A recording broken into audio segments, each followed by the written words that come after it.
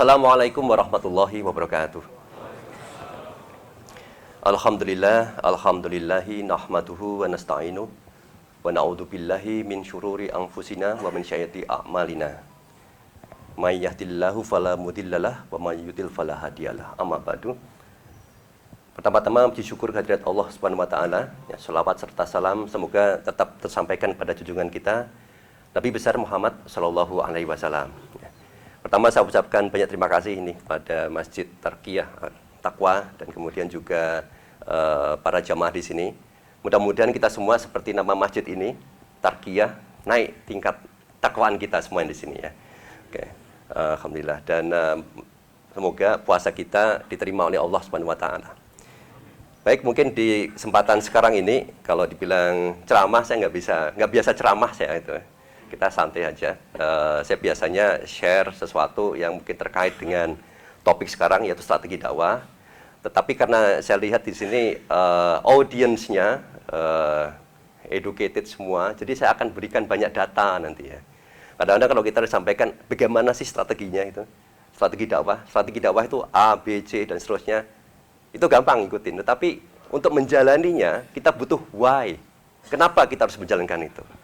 Jadi dalam ini next. Oke, dalam presentasi ini dalam sharing sekarang ini ya, saya akan bagi dua. Pertama, why, mengapa kita harus berdakwah dan bagaimana strateginya, kenapa strategi kita harus berubah gitu ya. Dan kemudian yang kedua baru kemudian strateginya seperti apa sih ya. Jadi kira-kira seperti itu ya. Perkenalan dulu, saya Ismail Fahmi, saya dulu di Elektro ITB, banyak teman-teman saya di sini. Ini Mas Denis juga ada di sini. Kemudian juga saya dulu di Belanda S2 S3, kemudian balik saya membuat company Media Kernels atau drone emprit kadang itu sering dipakai kadang-kadang di media, televisi kadang-kadang itu. Dan terakhir saya dapat amanah di pimpinan pusat Muhammadiyah dan juga di Majelis Ulama Indonesia. Oke, jadi ini sedikit tentang drone emprit tools. Ini ada beberapa data yang saya pakai ini.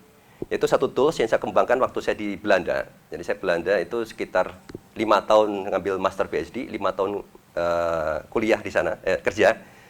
Di sana saya kembangkan tools yang kira-kira bisa mengcapture percakapan di media sosial dan media online. Dan begitu balik Indonesia, saya pakai ini untuk memetakan isu-isu yang terkait, ya, terutama sekarang mau menjelang Pilpres 2024 ya.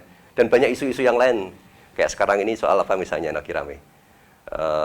U20 ya, U20 Israel masuk, gimana respon publik? Kemarin saya buatkan, saya kirimkan kepada Menko, Pak Menko kayak gitu ya. Ini Pak, kalau saya dijalankan bahayanya seperti ini. Jadi kita gunakan mencoba untuk mendengarkan aspirasi publik, tapi dalam konteks ini karena ini dipakai juga di Kominfo, Kementerian Pertahanan, tempat-tempat yang lain. Bagaimana suara publik yang ada di media sosial itu sampai di pemerintah? Ya.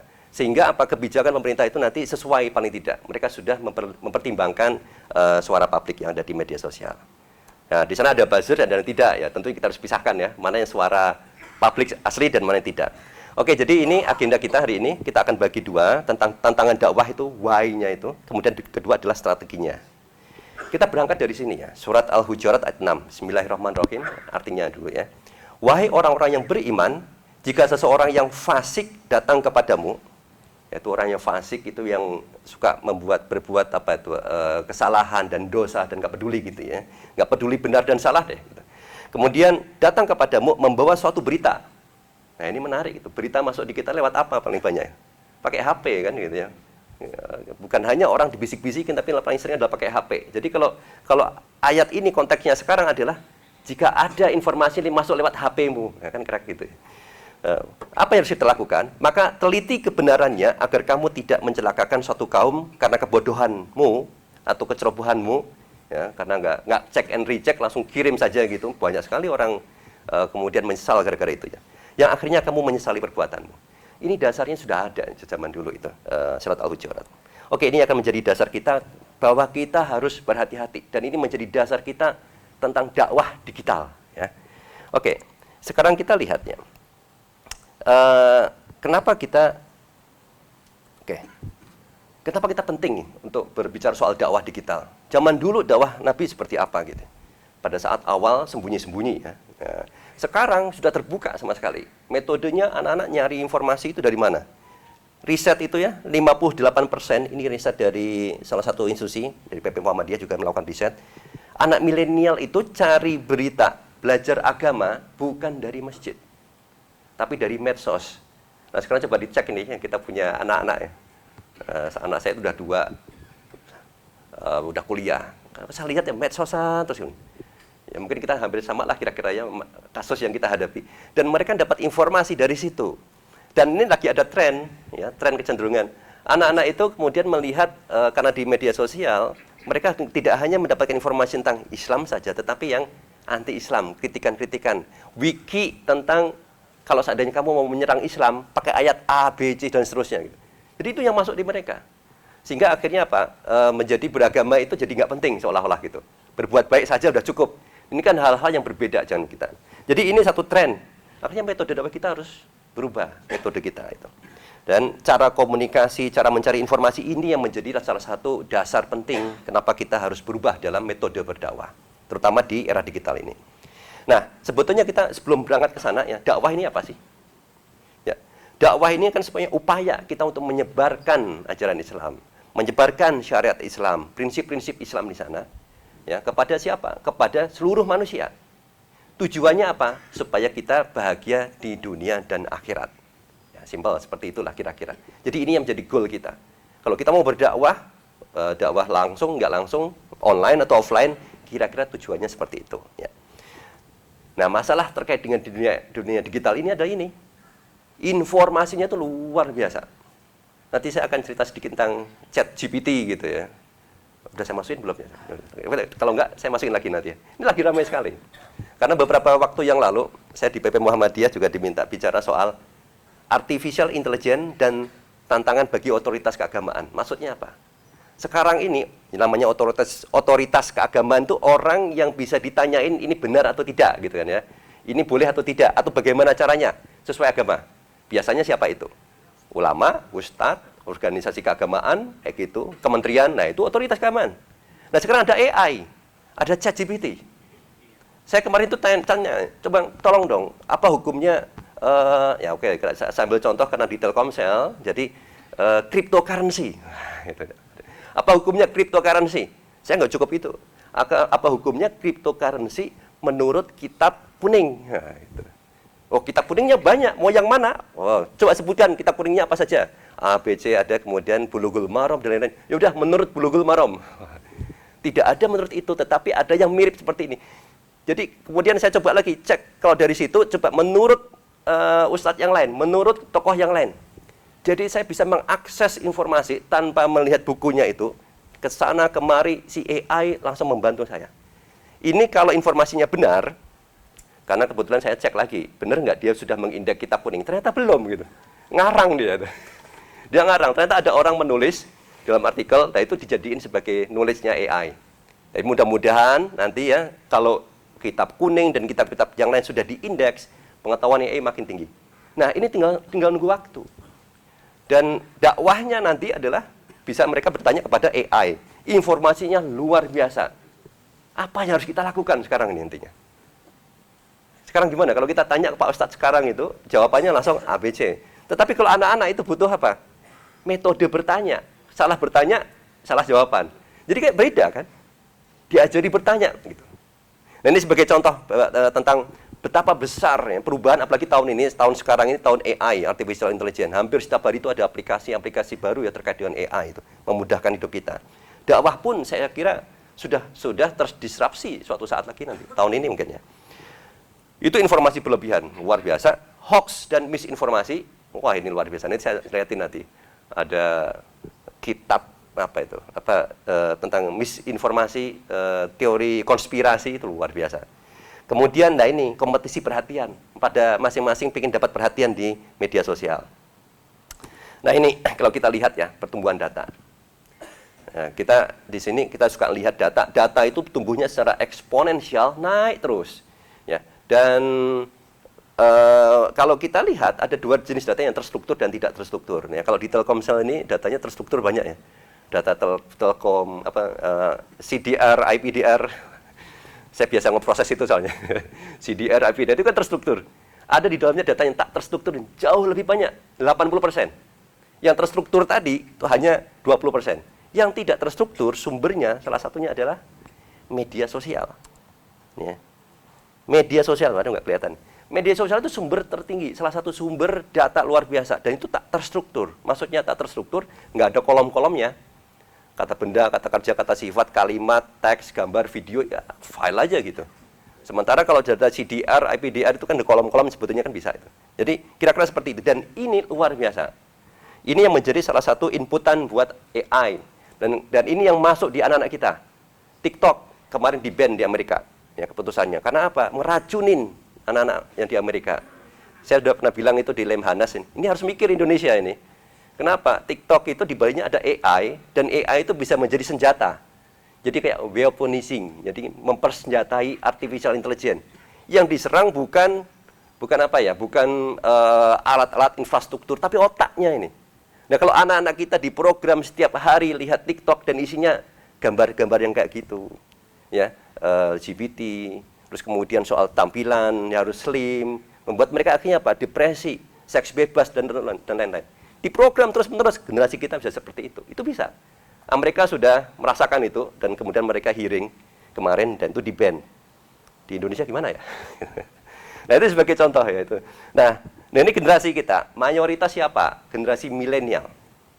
Generasi milenial, mungkin di sini juga ada generasi milenial ya, sudah kerja itu. Milenial itu biasanya mereka kuliah dan kemudian sudah kerja.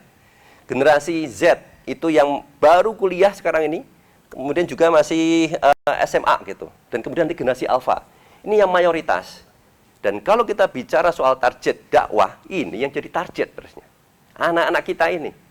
Jadi pola berdakwahnya, modelnya, pesannya disesuaikan dengan mereka gitu. Gayanya disesuaikan dengan mereka gitu. Kira-kira gitulah yang kalau kita melihatnya ya. Nah, ini konsumsi mereka, kalau kita ini saya itu generasi X lah gitu. Ya 63%, anak saya 93% konsumsi internetnya. Ya, generasi-generasi terbaru ini. Bisa dibayangkan. Saya masih kadang ke pengajian, ke sini, kayak gitu. Coba di masjid-masjid yang datang ke pengajian usianya berapa itu. Dan anak-anak muda ini jauh lebih banyak. Mereka di mana pengajiannya? Di media sosial.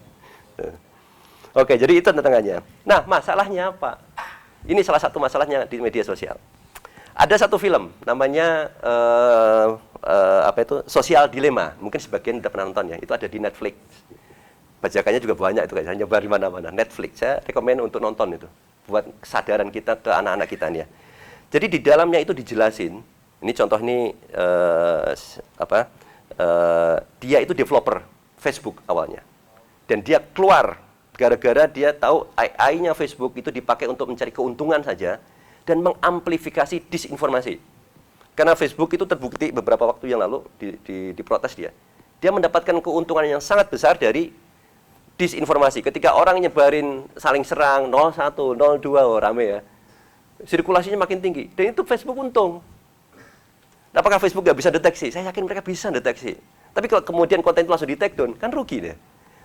Semakin sedikit orang ya, view time-nya makin sedikit, dia dapat keuntungan dari situ. Maka disebut dengan namanya di sini bisnisnya itu untuk model AI yang dibangun itu for profit, untuk keuntungan, bukan untuk kemanusiaan. Jadi ini kalau dibiarkan, ujung-ujungnya apa? AI ini, dia akan mencari keuntungan dan dia nggak peduli dengan kondisi manusia, gitu. Dan akhirnya yang terjadi adalah polarisasi, radikalisasi, kebencian, kekerasan dan seterusnya. Jadi dampaknya luar biasa ke kemanusiaan kita ini. Itu satu ya. Kemudian yang kedua terkait dengan karakter media sosial. Ada namanya attention economy. Ya, ini yang menarik. Di balik AI itu mereka ada optimasi kan ya. Yang dioptimasikan itu apa? Attention economy. Jadi perhatian yang bisa diuangkan. Perhatian yang kalau bisa ada konten itu, perhatian itu naik terus. Ya, kira-kira gitu ya.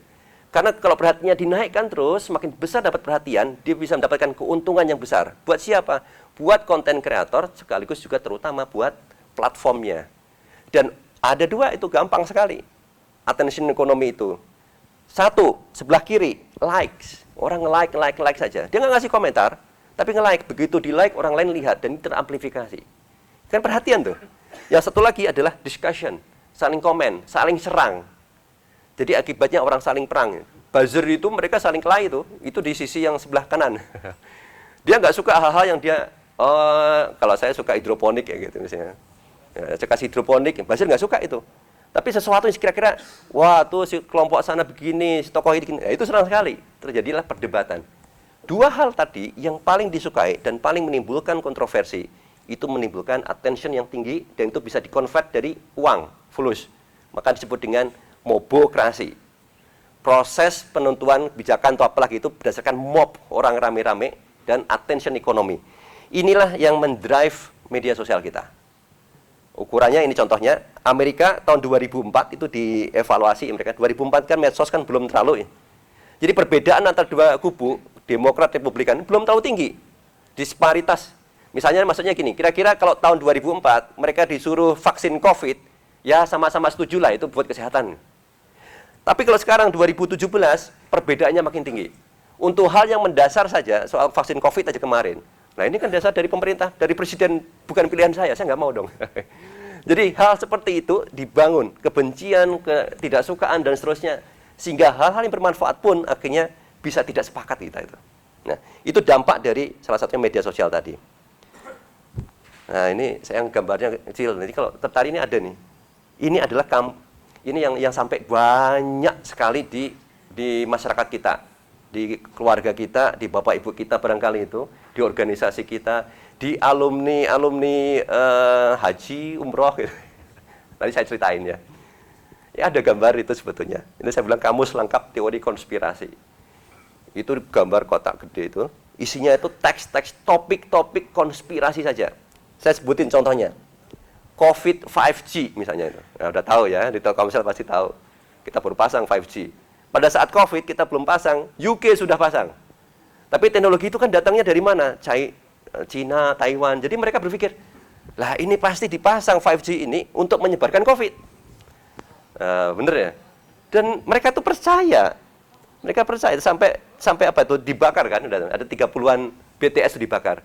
Kita pikir ternyata yang termakan itu bukan hanya kita orang Indonesia. Di sana pun yang educated pun bisa termakan teori konspirasi ini. Dan ada teori konspirasi yang paling banyak disebarkan di sini, ada namanya depopulation. Depopulation itu adalah pengurangan jumlah manusia. Di luar negeri, vaksin itu teori konspirasinya adalah untuk mengurangi jumlah manusia. Oke ya, orang dibuat sakit. Tapi kalau narasi itu sampai di Indonesia, jangan mau vaksin, itu akan mengurangi jumlah manusia. Nggak laku. Biar laku gimana caranya? Datang ke Pak Kiai, Pak Kiai, ini vaksin COVID bisa mengurangi 50% jumlah umat Islam. Wah, baru itu. Kebayang ya? Jadi banyak teori konspirasi di luar, dilokalisir di Indonesia, dilokalisasi dengan topik-topik lokal. Ya, dengan topik-topik lokal sehingga dipercaya. Nanti saya kelihatin contoh, itu real itu. Itu ngeri saya lihatnya. Oke, ini sebagai contoh. Pada tahun 2020-an itu, ya. Ini ada namanya video pandemic. Mungkin ada yang pernah nonton video pandemic. Itu nyebar luar biasa. Di video itu ada ngakunya si virologis gitu kan. Dan wajahnya virologis, bule. Kalau sampai di kita itu seolah-olah kebenaran kan. Wah, itu sebarin sampai ditranslate bahasa Indonesia disebarkan. Contohnya gini. Dia menolak penggunaan masker kayak gini ya. Kenapa alasannya? Kalau Anda pakai masker, nafas kita kan keluar ya. Keluar, kemudian kan masuk lagi, dihirup lagi. Jadi itu katanya mengamplifikasi virus dalam diri, sehingga virus kita diaktifkan lagi. Itu make sense nggak?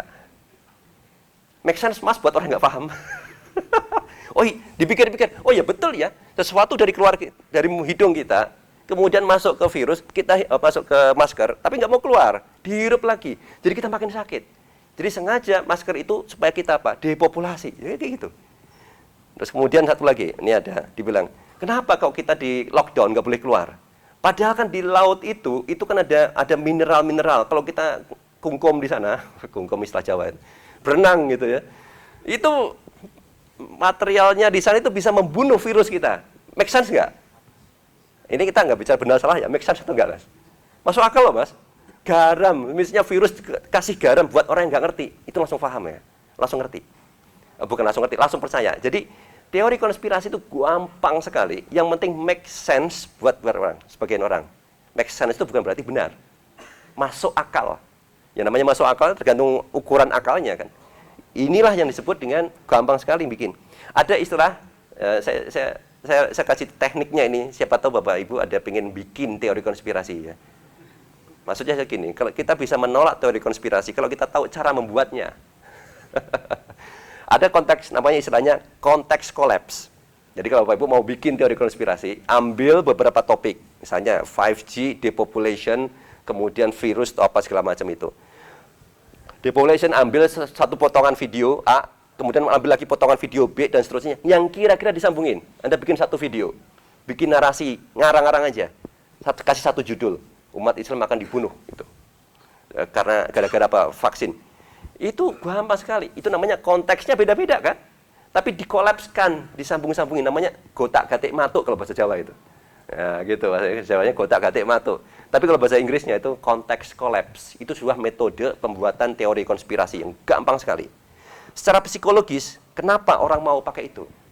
Jadi psikologisnya itu gini, orang itu kalau lagi ngomong di tempat kopi, ya, warung kopi atau mungkin duduk-duduk, Anda saling cerita kan. Anda kan nggak mau kelihatan bodoh kan? Pokoknya harus bisa menjelaskan meskipun salah. Oh, pokoknya kuat-kuatan. Nah, sama manusia itu ketika dia nggak paham yang sebenarnya, dia butuh penjelasan. Penjelasan yang make sense, masuk akal, bukan yang benar. Benar dan salah nggak ada yang tahu kadang-kadang itu. Peneliti pun juga waktu itu benar nggak masker dan seterusnya itu. Belum tahu, tapi make sense buat dia. Nah, itulah yang dipakai. Dia buat cerita make sense sehingga orang bisa ikutin itu teori konspirasi itu. Itulah yang menyebar. Oke. Nah, itu teorinya ya. Salah satunya sekarang kita lihat ini. Apa yang pernah dilakukan. Ada dokter namanya Dokter Mercola. Ada yang pernah dengar nggak ini? Di teori konspirasi banyak ini soalnya menyebar. Ya, di banyak teori konspirasi kita yang menyebar tentang vaksin misalnya, itu bilangnya dari luar negeri, ini Dokter Mercola, dia menemukan ini, bla bla bla, bahwa vaksin nggak boleh gitu. Mengandung merkuri dan lain-lain. Pokoknya akan dibuat anti vaksin. Oke, Dokter Mercola. Dia dapat keuntungan 100 juta dolar kekayaan dia. Tahun 2017. Kaya sekali dia. Terus setelah dilihat, saya cek di YouTube-nya. YouTube-nya itu isinya jualan. Jualan tempat tidur yang higienis, jualan vaksin, bukan vaksin, vitamin A, B, C. Pokoknya, oke, Anda jangan pakai vaksin. Terus saya pakai apa dong? Pakai ini, silahkan beli. Gitu. Ada nggak di kita yang serupa? Anda nggak perlu pakai obat ini, vaksin segala macam, tapi pakai obat minuman herbal misalnya. Herbal, oke, kalau dibilang herbal untuk kesehatan saja, oke, tapi herbal untuk menyembuhkan vaksin COVID, nah itu kan lain cerita, ya kan? Nah, hal seperti itu kan banyak.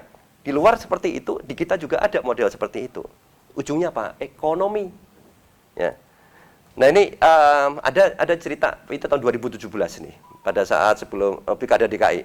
Ini di acara Mata Najwa, saya ingat banget, pas saya di sana jadi narsum juga. Diundanglah ini orang pembuat hoax. Tahun 2017 itu yang namanya YouTube itu belum, ya ada tapi belum terlalu. Influencers YouTube belum terlalu. Yang paling banyak saat itu adalah blogger. Oke. Jadi dia dapat keuntungan dari blog, membuat blog. Si orang ini dia cerita, keuntungan dia 1 tahun, kalau saya kasih tahu Anda mungkin resign dari Telkomsel semua. 100 juta dia dapat setahun. Muridnya, dia punya murid belajar dari dia. 1 bulan, pendapat 1 bulan tadi ya 100 juta. Muridnya minimal lah 10 juta. Caranya gimana? Bikin blog sebanyak-banyaknya. Muridnya itu bikin blog minimal 10 kamu bikin blog. Nah, nanti ada AdSense-nya. Kalau yang dia ini, dia punya blog sampai 80. Isinya apa? Bisa dibayangin satu orang bikin 80 blog yang harus diupdate. Isinya apa coba? Ya nggak karu-karuan. Ya hoax sana, hoax ini, tentang politik, campur aduk sana kemari, sehingga buat orang suka ngeklik. Yang penting ngeklik, klik tadi. Attention economy ya, ingat. Ini yang terjadi pada tahun itu, 2017. Nah, kalau sekarang, blog udah nggak terlalu kan? Pindahnya jadi YouTuber. Pak Jokowi ketika kampanye kayak gitu ketemu anak-anak, kamu mau jadi apa nak? Gitu, YouTuber. Tahun 2018-an gitu kan, udah ramai. Nah, ini saya lihatin contohnya YouTube. Ini yang paling ekstrim. Ini kira-kira tahun 2000 berapa yang pas pas ada invasi, ada perang itu loh antara Israel sama Palestina. Itu kan penggalangan dana yang beberapa waktu yang lalu. 2020, 2021. Coba lihat judulnya ya. Dana 30 miliar digelapkan, polisi amankan Ustadz Adi Hidayat. Berikutnya, ngemis minta maaf, Adi Hidayat akui gelapkan dana sumbangan. Ini udah bukan hoax lagi kan, fitnah ya. Udah fitnah. Somad seret Adi Hidayat, tipu-tipu donasi Palestina akhirnya terungkap. Bisa bikin kayak gini. Orang ini bikin untuk kubu yang anti ulama dibuat seperti ini. Wah. Nah, yang sana gimana? Kubu yang anti pemerintah. Orang yang sama bikin juga. Modelnya mirip-mirip juga gitu, tapi yang topiknya adalah untuk menyerang pemerintah. Yang satu lagi untuk menyerang ulama. Kayak gitu. Dia dapat keuntungan besar itu. Nah, ini contohnya, ini si orang ini. Dia ngaku sendiri, dia punya banyak channel. Dan dia dapat pendapatan besar sekali itu. Ini di depan duit-duitnya itu. Ya. Dan berapa pendapatan orang-orang semacam ini? Bisa sampai dalam 8 bulan itu 2 miliar. Jadi ngapain di sini ya kita ya? Bikin YouTube aja yang isinya fitnah sana kemari. Kalau Bapak Ibu lihat di YouTube, kayak gitu kondisinya. Itu kadang isinya dakwah, dicampur, dipotong sana, potong sini. Itu yang kita hadapi. Itu yang dihadapi oleh umat Islam. Dakwah kita gimana? Mau di masjid saja, nggak cukup itu. Ya kan? Saya makanya kasih tahu why. Kenapa kita harus menyusun strategi dakwah digital itu. Ini salah satunya kan. Banyak sekali itu bertebaran. Nah ini waktu itu gini. Saya suka sekali ngambil contoh bukan orang lain tapi bapak saya dan saya gitu. Ibu saya suka bilang, "Le, coba itu bapakmu itu loh. Kok suka terima video atau apa gitu dari teman-temannya lewat WA." Gitu kan. Ya udah, saya japri ke bapak saya. "Oke, Pak, kalau dapat berita sesuatu, tolong japri ke saya cek nanti." Suatu saat beliau dikirim. Ini salah satu dari sekian banyak. "Le, tolong ya, video ini benar atau enggak?" Oke, saya klik video itu. Video itu usianya baru 3 hari. Ketika saya lihat, view-nya udah 753.000. Hampir 1 juta. Luar biasa. Isinya apa? Konteks kolaps. Konteks pertama, Dr. Lewis bilang, orang meninggal karena COVID itu bukan karena COVID, tetapi karena interaksi antar obat. Oh, kan ingat ya kalau waktu itu. Obat sana kan saking banyaknya obatnya berinteraksi bikin manusia mati. Make sense nggak? Make sense mas? Nah, sekarang boleh bilang, ya make sense. Bukan benar salah mas ya, make sense atau enggak? Namanya sense itu kan bisa pikiran dan perasaan ya, make sense. Make sense ya. Dan pada saat saya nonton video ini, saya tanggalkan jubah saya sebagai data scientist. Saya seperti bapak saya deh gitu. Gimana responnya? Wah, make sense juga ya. Habis itu nggak lama kemudian ada salah satu kiai. Ya, ada satu kiai bilang sangat terkenal itu. Vaksin itu dari Cina untuk membunuh umat Islam. Wah. Ingat tadi konspirasi apa? Pembunuhan umat Islam. Depopulation. Jadi topik-topiknya itu aja, diputar-putar aja. Dia nggak bilang depopulasi jelas, tapi membunuh umat Islam, mengurangi jumlah umat Islam dan seterusnya. Karena ini bla bla. Oh iya ya Pak Ustadz, Pak Yai sendiri juga bilang seperti itu. Oh, makin make sense. Oke, lanjut lagi konteks berikutnya. Jangan berharap pada vaksin, berharaplah pada Allah. Benar nggak? Oh benar. Make sense juga. Kita jadi musyrik nanti kalau berharap pada vaksin kan. Kita nggak tahu konteksnya apa pada saat itu. Mungkin tahu konteksnya adalah ketauhidan. Bisa jadi itu kan. Tapi dipotong-potong disambungin. Oh make sense. Ditutup dengan ada dokter lagi yang lain. Bilang apa? Nih dokter musuh kita. Oh, gitu. Dokter Tirta ada di situ. Wow itu kita serang. Jadi ketika selesai saya lihat itu. Saya tetap brainwash. Semua make sense. Saya bisa bayangkan gimana orang-orang di desa bapak saya dan lain-lain itu yang menerima seperti ini, mereka bisa mudah terima gitu. Dan saya tanya, Bapak dapat dari mana nih? Dari ini grup pengajian umroh. yang ini dari mana Pak? Ini dari grup ini pengajian yang di kabupaten misalnya gitu. Maksud saya apa? Itu realita. Ketika saya cek di yang lain, saya pernah ini kan soalnya ini kan pas di MUI itu saya keliling 6 kota di Indonesia membangun edukasi seperti ini. Saya tanyain teman-teman di sana, semuanya pernah lihat video semacam ini dan tahu, ya, nyebar di kalangan kita. Jadi itu semua kalau bisa dilihat ya, tadi kan jadi attention ekonomi, keuntungannya sangat besar. Nah, cara kerja bisnis hoax seperti ini, ujung-ujung adalah ekonomi, ya. Dia bisa dari website, dari YouTube, dari macam-macam keuntungan ekonomi dapetin. Oke, saya lanjutin lagi sedikit. Ada pernah kemarin dengar ini yang sangat terkenal ya. Vaksin mengandung chips. Ya, semua tahu. Waktu saya tes juga dari Aceh sampai Papua, semua pernah dengar hoax ini. Oke. Hoax ini tuh dari mana ceritanya? Ini nggak kelihatan gambar. Saya buat grafik tuh menggunakan drone page. Saya lihat percakapan bulan November, Desember. Jadi November itu vaksin belum sampai Indonesia, tapi sudah ada di luar negeri. Dan di sana sudah mulai itu teori konspirasi vaksin mengandung chip. Itu teorinya apa? Kontrol, ya. Pengen mengontrol manusia. Kalau di luar seperti itu. Dan di kita kan belum masuk vaksin. Jadi ramainya di YouTube. Tapi sudah sampai di Indonesia belum tinggi. Masuk di Indonesia sekitar vaksin Desemberan ya. Desember Januari 2021. Baru itu masuk di Indonesia. Tuh lihat Erick Thohir bawa vaksinnya mengandung chip barcode sebetulnya itu. Kita tuh ditandain, setiap orang ditandain, disuntik, ada barcode-nya. Kita pergi kemana-mana itu akan dikontrol oleh negara. Itu bagian dari konspirasi juga. Dan siapa yang nyebarin? Ini ada, kita ketahuan petanya ya. Oh, ini kelompok yang nyebarin. Ketika saya lihat mereka yang menyebarkan, apakah mereka percaya dengan hoax itu? Saya yakin mereka tidak percaya. Itu orang-orang yang ngerti juga. Terus kenapa mereka nyebarin ini? Jadi ada maksud yang lain. Kalau tadi ada attention ekonomi, ini soal politik juga kan itu masuk. Jadi ini faktornya berkelindan, macam-macam. Ada soal dari konspirasi, ada soal influencers yang mendapat keuntungan tadi, anti dan pro kontra vaksin, pro oposisi dan anti oposisi. Kadang-kadang pemerintahnya juga sama, ya kan, bikin penjelasan yang berubah-ubah, ya kan. Nggak semuanya dari pemerintah benar, itu harus dikritik juga. Itu membuat akhirnya publik tidak percaya. Oke, ini situasi-situasi yang ada. Ini yang terakhir tentang latar belakang. Ada di majalah Nature. Di majalah Nature, ini tahun 2020, Mei ya. Mereka melakukan penelitian jumlah Facebook group yang pro vaksin, yang anti vaksin, dan yang netral. Bapak Ibu di sini ikut grup berapa coba kira-kira? Facebook ya, Facebook group. Banyak kan? Nah, itu ada Facebook group yang pro vaksin, yang anti vaksin, yang mempromot vaksin, yang menganti vaksin, dan ada satu lagi yang netral saja. Oke, penelitiannya apa? Dia mau lihat perkembangannya. Bagaimana perkembangannya, jumlahnya. Dia teliti itu dari waktu ke waktu jumlahnya. Ya.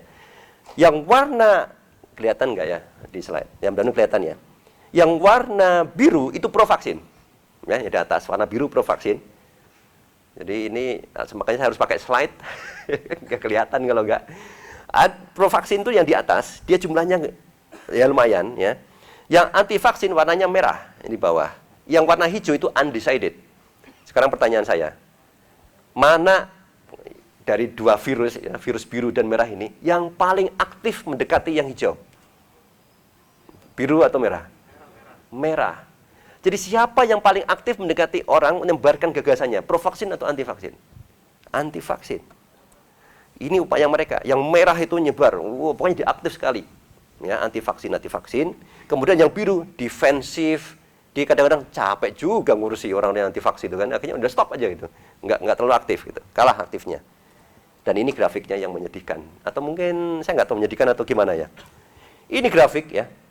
Tahun 2020 Januari, kemudian Juli 2025, dan oke. Kita sekarang di 2023.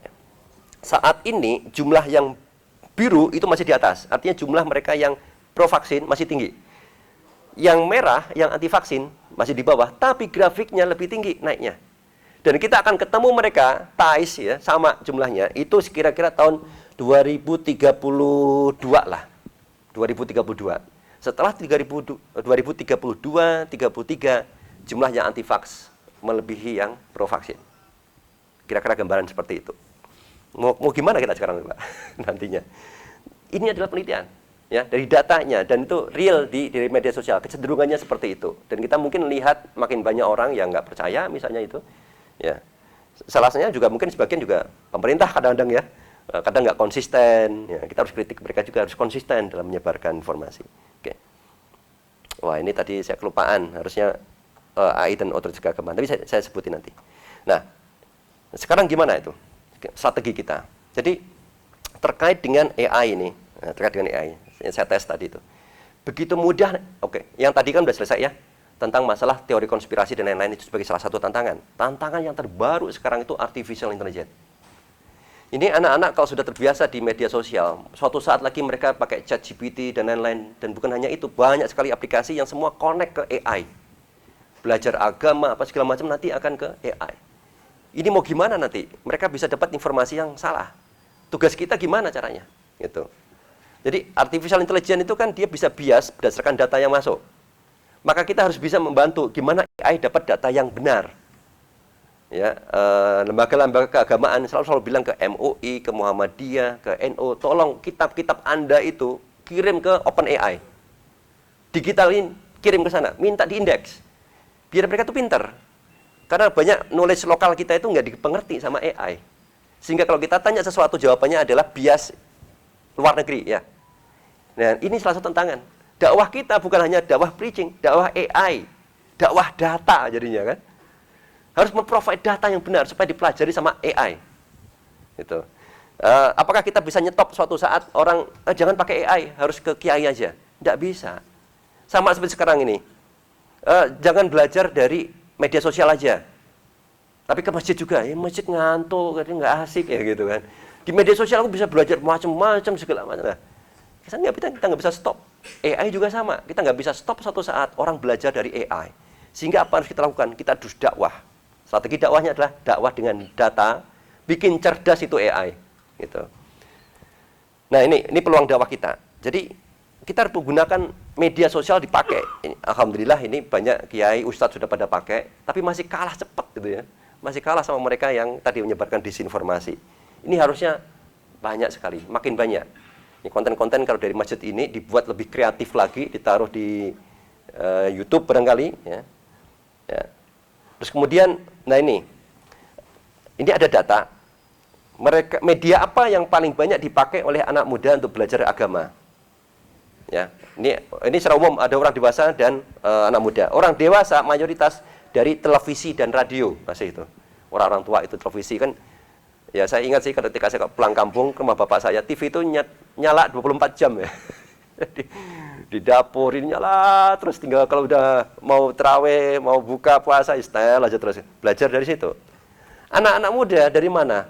Dari medsos, dari podcast saja itu udah 15%. Jadi mereka cenderungnya udah dari situ, udah bukan dari televisi, bukan dari sana, tapi dari media sosial. Gitu. Nah ini bagus, mulai banyak. Mulai ada beberapa kayak Gus Baha. Gus Baha itu kan panjang, ceritanya lucu. Tapi dipotong-potong pendek-pendek, ngikutin gaya sekarang. Pakai Reels, pakai Short YouTube, pakai TikTok kan pendek-pendek gitu. Itu yang kena ternyata. Dakwah panjang seperti saya sekarang ini, 1 jam itu, wah nggak masuk itu. Harus dipotong, pendek, menarik. Gaya-gayanya seperti itu dakwahnya ini. Makanya di dakwah di masjid yang panjang seperti ini, punya tantangan ini ke anak-anak mudanya itu. Oke. Terus ini, nah ini contoh video pendek yang cukup terkenal dari Habib Jafar ya, Habib Jafar, Mabudah Tersesat terkenal itu. Itu memang ada pro dan kontra, ini bilang Syiah atau apa gitu kan. Tetapi di sini cara dia, kalau kita belajar dari cara dia, itu bagus sekali, kena gitu. Gayanya kena ke anak-anak muda sekarang, tidak ada gengsi, nggak ada jaimnya gitu. Ya, mudah-mudahan seperti itu yang dia sukai. Ya. Dan di TikTok pun juga banyak dia. Sampai jutaan orang yang ikut hashtag pemuda tersesat. Kan suka share gitu. Oke. Nah, itu satu. Jadi kita harus menggunakan media sosial, harus ngikutin pola-polanya juga. Ya. Karena kalau enggak, kita harus begini dengan cara yang baik kayak gitu. Ya enggak sampai. Masalah kita di situ. Anak-anak kalau tidak dapat dari kita, dapatnya dari yang di luar itu. Ya. Jadi mau nggak mau kita harus membanjiri internet dengan isi dakwah itu. Kita nggak bisa men-take down konten yang nggak bagus. Yang bisa kita lakukan adalah berkompetisi flooding dengan konten-konten dakwah yang bagus itu. Kemudian berikutnya adalah pendidikan dan literasi digital. Kayak tadi, ya. Gimana menentukan ini informasi benar atau salah? Kan banyak sekali. Kita nggak bisa bilang ini benar ya, ini salah, nggak bisa. Tapi harus ada pelajaran nanti. Gimana sih deteksi yang benar, mana yang salah? Nah ini harus dilakukan. Ya. Harusnya di masjid juga ada kayak gitu ya, mungkin di desa. Cara ngecek hoax, saya jarang sekali lihat itu. Isinya biarkan langsung kajian-kajian ya. Bagian yang ini nih kurang ini. Bagaimana kita berdakwah dalam konteks apa? Mengajari, mendeteksi informasi benar dan salah, mencari informasi benar dan salah. Saya bayangkan sampai suatu saat itu di masjid itu diajarin ChatGPT. Gimana cara bertanya ke ChatGPT yang benar? Karena apa? Kalau nggak salah, dia tersesat nanti. Nah, ini yang menarik ya, dengan AI ini, pekerjaan-pekerjaan kita itu akan berkurang. Banyak pekerjaan artis, ya, penulis yang dulu kita, yang sifatnya kreatif itu dulu nggak kebayang, AI nggak akan mungkin. Malah mereka yang pertama akan habis itu. Dan nantinya yang terjadi adalah orang ada Andy Rubin kalau nggak salah itu, ada dia seorang seniman, dia nggak ngerti musik, tetapi dia kliennya banyak, disuruh bikin musik dan seterusnya, tapi dia nggak ngerti musik, tapi dia tahu taste-nya seperti apa, musik yang bagus untuk produk Anda seperti ini, dan dia bisa punya imajinasi, dia bisa menjelaskan, orang lain yang bikin musiknya jadi bagus, oke? Nanti akan banyak orang seperti Andy Rubin sebetulnya, yang dia akan survive.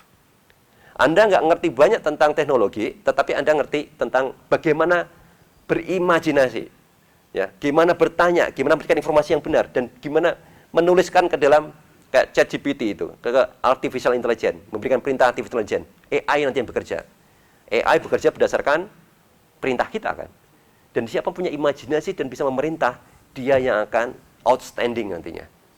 Ya. Jadi ini kan harus diajarkan nanti supaya gimana caranya ke depan. Jadi bukan hanya sekarang, ini ke depan nih, dakwah ke depan. Akan seperti itu. Nah, ini soal etika ya, berdakwah ya, menghormati perbedaan, tidak menyebarkan kebencian. Nah, ini sebagai contoh terakhir nih. Bahwa penting sekali, apalagi ini mendekati Lebaran ya, baru puasa berapa hari udah mau Lebaran. Maksudnya ada perbedaan mungkin waktu gitu kan, antara Muhammadiyah dan NU dan lain-lain. Oke. Kadang-kadang hoax masuk juga di grup-grup keluarga ya, rame. Apalagi nanti menjelang politik, makin rame lagi. Akhirnya ada anggota keluarga yang dikeluarkan dari grup. Ada yang punya pengalaman nggak? Ini ketawa-ketawanya ya. Ini ada pengalaman. Jadi caranya ini dakwah yang bilhal. Ini tantangan kita berdakwah di era digital lewat WA. Jadi kalau ada anggota keluarga kita di grup keluarga ya, ada mungkin bapak kita, apalagi itu orang tua nyebarin hoax, jangan langsung dihajar di grup, japri aja. Nah, itu contoh cara kita, strategi dakwah digital kita meneruskan gimana? Japri aja. Kenapa? Kita harus menggunakan cara yang benar kan, menjaga privasi, ya kan, menjaga kehormatan mereka juga, ya, tidak menyebarkan kebencian pun juga sama. Ini dasar nyebarin hoax gitu. Itu kan kebencian juga pada saudara kita juga, nggak boleh gitu. Nah, ini kalau bisa lewat japri. Ini saya banyak sekali contoh dengan bapak saya. Saya satu lagi contoh yang lucu lah misalnya. Saya contoh yang lucu. Nah ini, itu vaksin itu kan dari Yahudi ya, untuk buat membunuh umat Islam ya. Mosok sih Pak kayak gitu kan. Coba tak kasih, saya gampang sekali itu. Saya kasih berita, saya cariin berita. Harus logis ya. Ternyata memang ada berita kalau Israel itu sudah divaksin full, Palestina belum, ya kan? Waktu itu. Oke. Saya kasih ke bapak saya. Loh, Pak, kalau memang vaksin itu dari Yahudi untuk membunuh umat Palestina, harusnya yang full vaksin siapa, Pak? Palestina. Tapi kok kebalikannya, mereka membunuh diri sendiri dong. Iya, ya betul juga. Jadi kadang kita harus kasih fakta, data yang logis buat mereka. Make sense juga kan, tapi yang benar. Dan itu kita harus kreatif. Kalau japri kan lebih enak. Dengan saudara kita juga sama, dengan japri juga gitu. Ya. Nah, jadi kira-kira demikian sebagai kesimpulan. Tadi saya lebih banyak cerita soal why, karena itu sangat penting. Saya yakin Bapak Ibu kalau disuruh mencari apa sih strategi dakwah digital, bisa nyari sendiri. Bisa menemukan sendiri caranya, tetapi why ini? Kenapa kita harus lakukan itu? Kenapa ini sangat urgent? Ini yang bisa menggerakkan kita untuk melakukan atau tidak melakukan sesuatu. Jadi saya lebih banyak tadi bicara tentang why, ya. Jadi sangat demikian, dakwah bagian dari ajaran Islam, ya. Ini menjadi yang sangat esensial. Islam menyebar itu karena dakwah. Generasi muda kita makin banyak di media sosial kan nyarinya. Artificial intelligence juga sama. Jadi mau nggak mau dakwah kita harus adaptif. Mau nggak mau harus berubah. Caranya gimana? Bapak Ibu silahkan kreatif. Ada ChatGPT bisa ditanyain. Gimana strategi dakwah di era digital? Udah. Karena sebagian dari materi saya juga saya tanya dari sini ya. Oke, saya kira demikian dari saya. Mohon maaf kalau ada yang kurang. Selamat bekerja lagi. Mudah-mudahan Allah mengampuni kita, dosa kita, dan menerima puasa kita. Ya, amin. Wabillahi taufik wal hidayah. Wassalamualaikum warahmatullahi wabarakatuh. Bapak Ibu sekalian, mungkin mengingat waktu kita harus tutup acara ini walaupun sangat menarik materinya.